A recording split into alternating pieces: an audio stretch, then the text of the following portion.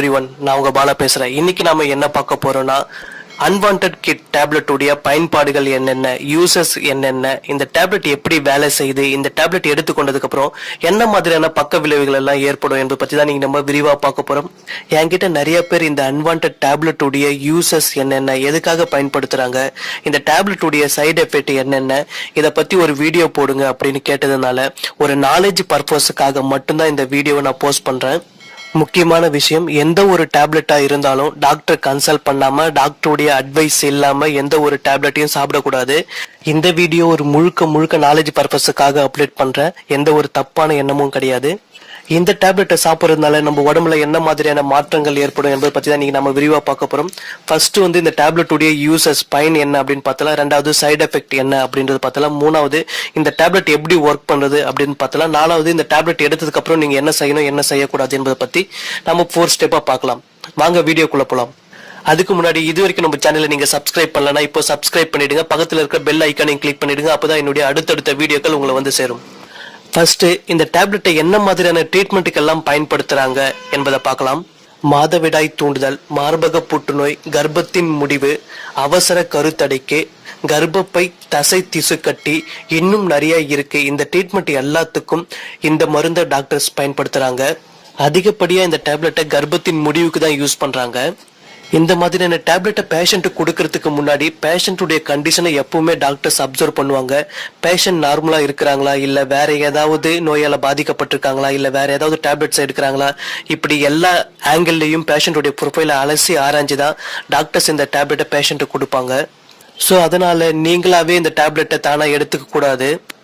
இதுல முக்கியமான விஷயம் என்னன்னா, ஆல்ரெடி நீங்க ஏதாவது டேப்லெட் எடுத்துட்டு இருந்தீங்கன்னா இப்போ இந்த டேப்லெட்டையும் எடுக்கும்போது 2 டேப்லெட்டும் சேர்ந்து கெமிக்கல் ரியாக்ஷன் நடக்கிறதுக்கு வாய்ப்பு அதிகமா இருக்கு. ஆனா டாக்டர்களுக்கு தெரியும் இந்த மாதிரி பக்க விளைவுகள், 2 கெமிக்கலால ஏற்படக்கூடிய பக்க விளைவுகளை நடக்காம அவங்களால தடுத்து நிறுத்த முடியும். ஸோ அதனாலதான் திருப்பியும் சொல்றேன், டாக்டருடைய அட்வைஸ் இல்லாம எந்த ஒரு மெடிசனையும் எடுத்துக்காதீங்க. இப்போ இந்த அன்வான்ட் கிட் டேப்லெட் உடைய பக்க விளைவுகள், சைடு எஃபெக்ட்ஸ் என்ன என்பதை பார்க்கலாம். அதிகப்படியான ரத்தப்போக்கு, அஜீரணம், நோய் தொற்றுக்கள், இன்ஃபெக்ஷன், அன்யூசுவல் சோர்வு மற்றும் பலவீனம், வயிறு வலி மற்றும் வயிறு பிடிப்புகள், கர்ப்பப்பை தசை பிடிப்பு, குமட்டல், வாந்தி, தலைவலி, தலை சுற்றல், வயிற்றுப்போக்கு, டைரியா, கால்வலி, வலிமை இழப்பு, ஃபீவர், மூச்சு திணறல், கர்ப்பப்பை இரத்த கசிவு, இவை எல்லாம் தான் இந்த டேப்லெட் உடைய சைடு எஃபெக்டா சொல்லப்படுது. இதை தவிர இந்த மாத்திரையை எடுத்ததுக்கு அப்புறம் உங்களுக்கு வேற ஏதாவது சிம்டம்ஸ், அறிகுறி தெரிஞ்சா உடனே டாக்டருக்கு இன்ஃபார்ம் பண்ணுங்க. ஏண்டா இவ்வளவு சைடு எஃபெக்ட்ஸ் இருக்குன்னு சொல்ற, அப்புறம் ஏன் இந்த மாத்திரையை டாக்டர் யூஸ் பண்ணணும், வேற ஏதாவது குறைஞ்ச சைடு எஃபெக்ட் இருக்கிற மாத்திரையை டாக்டர் பயன்படுத்தலாமே அப்படின்னு கேக்குறீங்களா? இப்ப நான் சொன்ன சைடு எஃபெக்ட்ஸ் எல்லாமே ஒரு பேஷண்ட்டுக்கு வரும், அதை பாதிப்பை ஏற்படுத்தும் அப்படின்னு அது அர்த்தம் இல்ல. ஒருத்தர் உடம்புக்கு ஏத்த மாதிரி இந்த சைடு எஃபெக்ட்ஸும் பாதிப்புகளும் சேஞ்ச் ஆகும். சிலருக்கு பெருசா இந்த சைடு எஃபெக்டினுடைய பாதிப்பு தாக்கம் இருக்காது. இன்னும் சிலருக்கு சொல்லக்கூடிய அளவுக்கு தான் இந்த பாதிப்புகள் இருக்கும். இன்னும் சில பேருக்கு, உடம்பு வீக்கா இருப்பவர்களுக்கு இதனுடைய பாதிப்பு, சைடு எஃபெக்ட் இன்னும் கொஞ்சம் நல்லாவே தெரியும். இதனுடைய பாதிப்பு இன்னும் கொஞ்சம் அதிகமாகவே இருக்கும். சோ அதனால எல்லாருக்குமே எல்லா பாதிப்பும் ஏற்படும் அப்படின்றது கிடையாது. அடுத்தது, இந்த டேப்லெட்டை எடுத்ததுக்கு அப்புறம் இந்த டேப்லெட் எப்படி நார்மலா வேலை செய்யுது என்பதை பார்க்கலாம். ஒரு பேஷண்ட்டுக்கு டாக்டர் இந்த டேப்லெட்டை கொடுத்ததுக்கு அப்புறம் இந்த டேப்லெட் எப்படி ஒர்க் பண்ணும்னா, ஃபர்ஸ்ட் கர்ப்பப்பையினுடைய தசைகள் எல்லாத்தையுமே சுருங்க செய்யும், அதாவது சின்னதாக்கும். ரெண்டாவது, கர்ப்பப்பையினுடைய வாயை பெருசா ஓபன் பண்ண செய்யும்.